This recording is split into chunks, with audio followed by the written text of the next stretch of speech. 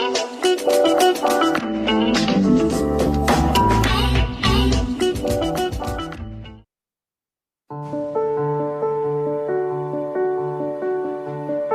dari kelompok 4, perkenalkan saya Adi Mustafa, NPM 2018 43501141. Perkenalkan, nama saya Irawan, NPM 2020-2357-0029.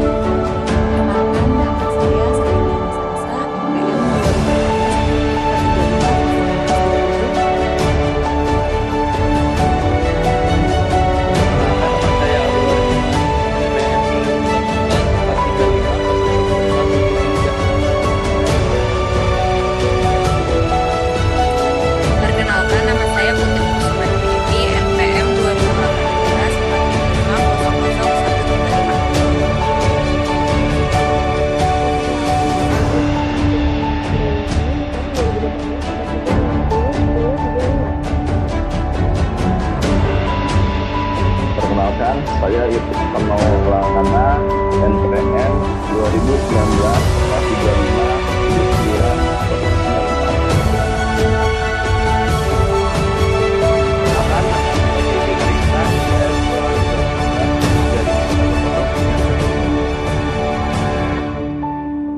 Perkenalkan, nama saya Yeni Nur Aini dengan NPM 2018-4350-0061.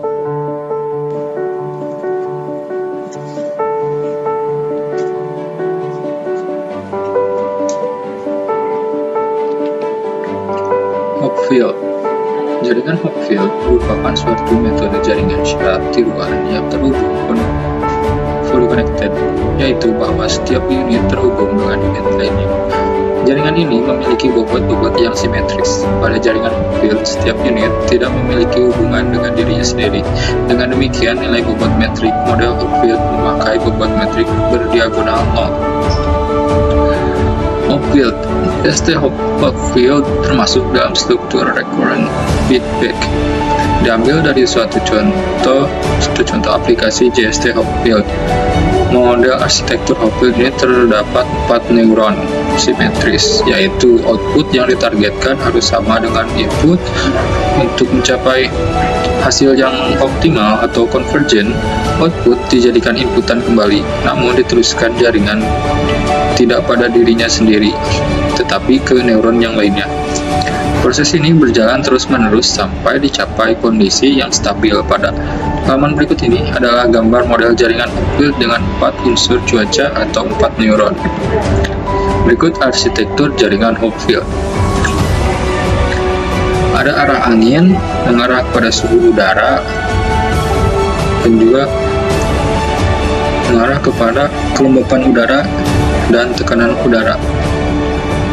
Begitu semuanya saling menyambung satu sama lain. Cara kerjanya yaitu jaringan Hopfield akan menyimpan sekumpulan neuron pada posisi yang seimbang sedemikian rupa sehingga apabila diberikan suatu kondisi awal, maka jaringan tersebut akan merespon untuk mendesain suatu titik keseimbangan ketika mencapai konvergensi, di mana error yang diperoleh minimum. Jaringan ini akan bekerja secara rekursif sedemikian rupa sehingga output jaringan akan dikirim kembali sebagai input jaringan dalam setiap kali operasi dilakukan. Jaringan Hopfield diuji dengan satu atau lebih vektor input yang diberikan sebagai kondisi awal jaringan. Setelah input diberikan, jaringan akan merespon untuk menghasilkan suatu output yang selanjutnya akan dikirimkan kembali menjadi input.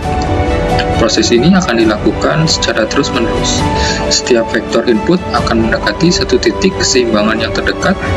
Pada dasarnya, algoritma Hopfield akan mencoba untuk menyetabilkan output jaringan sesuai dengan nilai target yang diberikan oleh user. Berikut struktur Hopfield Neural Network.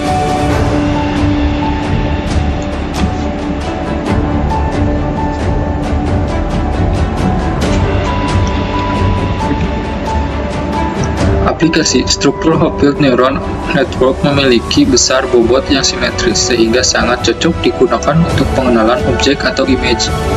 Contoh aplikasi JST Hopfield antara lain untuk mengenal huruf pada citra digital, untuk perakiraan cuaca pada traveling salesman problem. Jaringan Hopfield Discrete dikembangkan oleh John Hopfield, ahli fisika, pemenang hadiah Nobel pada tahun 1982. Struktur jaringannya terkoneksi secara penuh, yaitu setiap unit terhubung dengan setiap unit yang lainnya. Jaringan yang memiliki bobot simetris tanpa ada koneksi pada diri sendiri, sehingga WIJ sama dengan WJI dan WII sama dengan 0. Untuk arsitekturnya seperti ini: Y1, Y2, dan seterusnya sampai YN itu memiliki W21, WI1 dan WN1, dan seterusnya juga memiliki yang sama. Hanya satu unit yang mengubah aktivasinya pada satu waktu berdasarkan sinyal yang diterima oleh unit tersebut dari unit yang lainnya. Tiap-tiap unit melanjutkan menerima sinyal eksternal yang berasal dari unit yang lain dalam jaringannya. Algoritma pelatihan. Ada beberapa versi jaringan Hopfield Discrete. Versi pertama menggunakan vektor input biner 1982 untuk menyimpan pola biner S, P. P sama dengan 1 sampai P, di mana S, P sama dengan S1, P, SI, P, sampai S terusnya. Metrik bobot W sama dengan WIJ. WIJ sama dengan sigma P 2SI P minus 1 2S J P minus 1 untuk I tidak sama dengan J. WIJ sama dengan 0 untuk I sama dengan J. Versi kedua memakai vektor input bipolar 1984. WIJ sama dengan sigma P SI P SJ P untuk I sama dengan J, sama dengan 0 untuk I sama dengan J.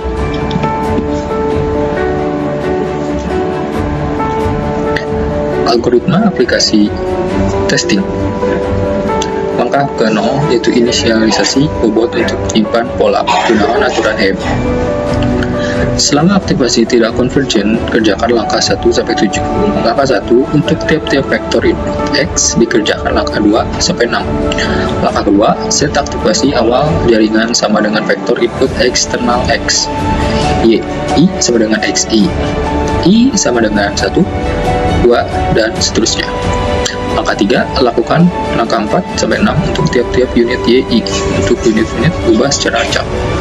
Langkah 4, hitung input jaringan Y, IN sama dengan XI tambah sigma C, YI, W, IJ. Langkah 5, tentukan aktivasi sinyal output. Y sama dengan I jika Y in I sama dengan lebih besar dari 0. YI jika Y in I sama dengan 0, 0 jika Y in I lebih kecil daripada 0. Langkah kanan, kirimkan sinyal Y, I ke semua unit yang lain. Langkah 7, testing apakah sudah konvergen. Catatan, bila 0I biasanya diambil sama dengan 0. Urutan perubahan dari unit-unit dilakukan secara acak. Fungsi energi. Hopfield 1984 membuktikan bahwa jaringan akan konvergen menuju sebuah titik stabil dengan memperhitungkan sebuah fungsi energi atau disebut fungsi Lyapunov. Fungsi energi adalah sebuah fungsi yang punya batasan atas bawah dan fungsi yang nilainya tidak bertambah atau non-inversif dari keadaan sistem.